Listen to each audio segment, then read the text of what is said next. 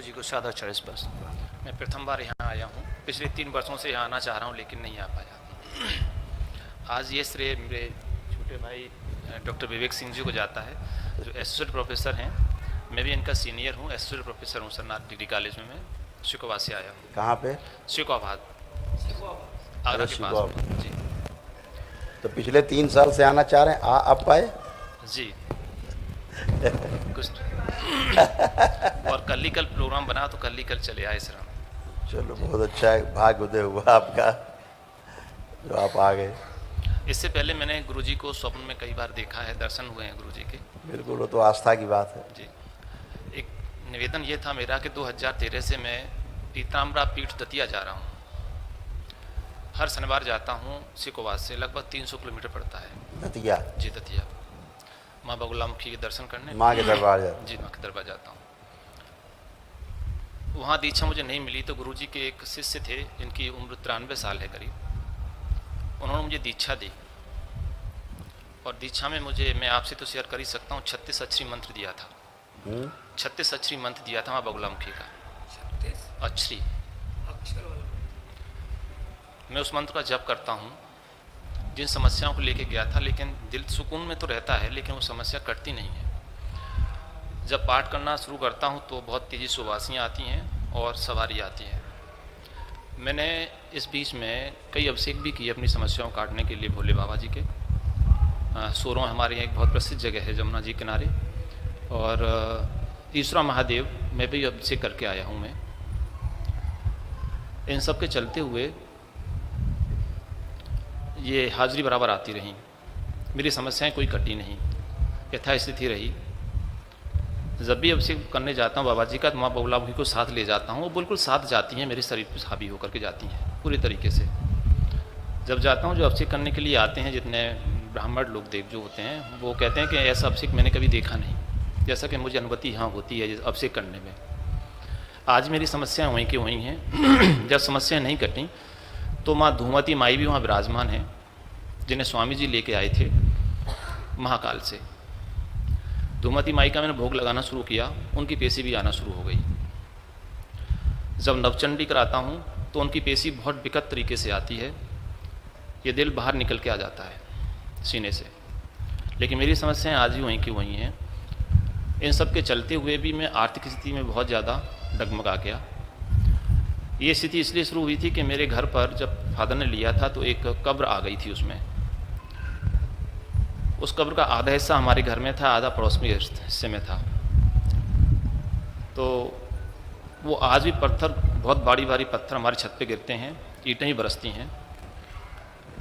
घर की दीवारें चटक गई हैं, पीओपी पुट्टी सब झड़झड़ गिरने लगी है, लेकिन पत्थर आज भी बंद नहीं हुए। जब माँ की आराधना करता हूँ, जब कर रहा होता हूँ, तो मैं कहता हूँ माँ यदि ये पत्थर मेरे समय ऐसे ही मारता रहेगा छत से, मैं आपका पाठ करना छोड़ दूंगा। उस वक्त तक वो सब शांत रहता है, लेकिन उसके बाद फिर दोबारा से वही शुरू हो जाता है। बाहर से आए हुए लोग भी इस बात को जानते हैं कि यहाँ पत्थर मारे जा रहे हैं।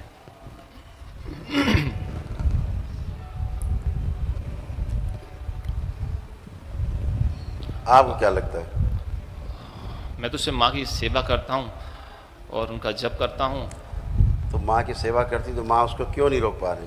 अब ये तो वो तो मामूली सा एक ब्रह्म राक्षस है जी, क्यों नहीं रोक पा रही? जबकि पूरे मन से, माँ की तो एक निगाह का नहीं है। जबकि पूरे मन से उन्हें जो चाहिए होता है, सब कुछ पीला होता है, सब कुछ जैसे मैं विधि विधान से एक भोग लगाया जाता है, पूजा अर्चना की जाती है, एक एक चीज़ बड़ी सात्विक रूप से ढूंढ ढूंढ के दूर दूर से लाता हूँ अभिषेक के लिए, वापस शुद्ध लेके आता हूँ माँ के लिए। लेकिन फिर मेरी स्थिति वहीं की वहीं है। आप करते हो सात्विकता से। यदि मैं इसमें कहीं गलत हूँ तो आप मुझे पढ़ सकते हैं, मेरी आत्मा को जानते हैं आप। तो उसका उत्तर माँ से ही लो, क्यों नहीं उसको निपटा पा रही? अब मैं कैसे उत्तर ले सकता हूँ? अगर माँ पीताम्बरा नहीं निपटा पा रही तो फिर कौन निपटाएगा? अब तो आपके चरणों में है, गुरुजी के चरणों में है, माँ के चरणों में है आप। या मैं गलत साधना कर रहा हूँ, कुछ ऐसा आपको प्रतीत हो रहा हो, सही मार्गदर्शन में चाहूँ। इसका एक ही निष्कर्ष निकलता है जी, कि जिसकी आप पूजा कर रहे हो माँ नहीं है।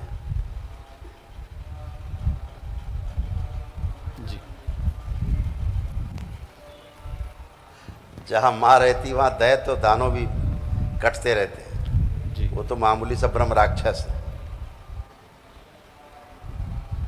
हरकतें करते है ना। यही संकट सबसे बड़ा है,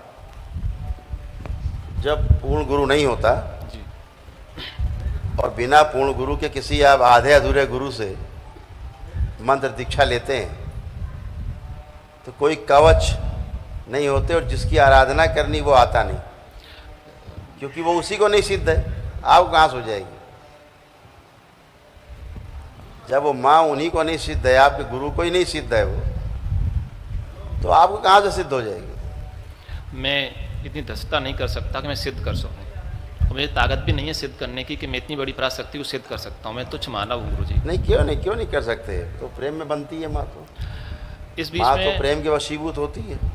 मैं बिल्कुल विधि विधान से आसन पवित्रीकरण आचमन शिखा बंधन, उसके बाद माँ सरस्वती का एक माला पूरी, और फिर इसके बाद गणपति का और बटुक भैरव जी का, और हम तो यहाँ देख रहे हैं कि सब। शंकराचार्य लोग लदे बैठे हैं ऊपर तक।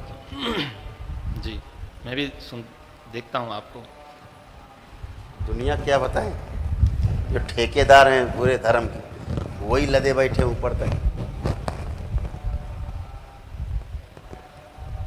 डूबे हैं।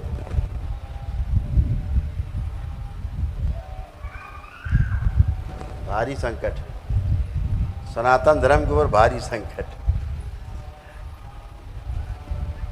ढोंगियों की भरमार है, खूब भरमार है। कोई बात नहीं, आप आंखें बंद करो।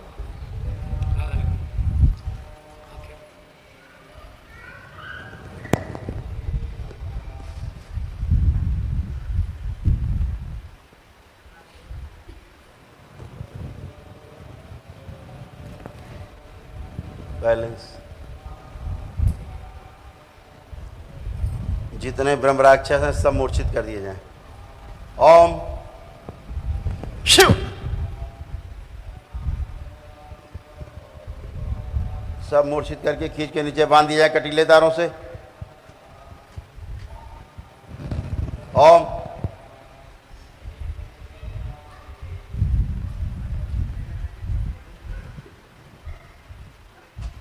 बैलेंस। 3 बार बोलिए ओम नमः शिवाय।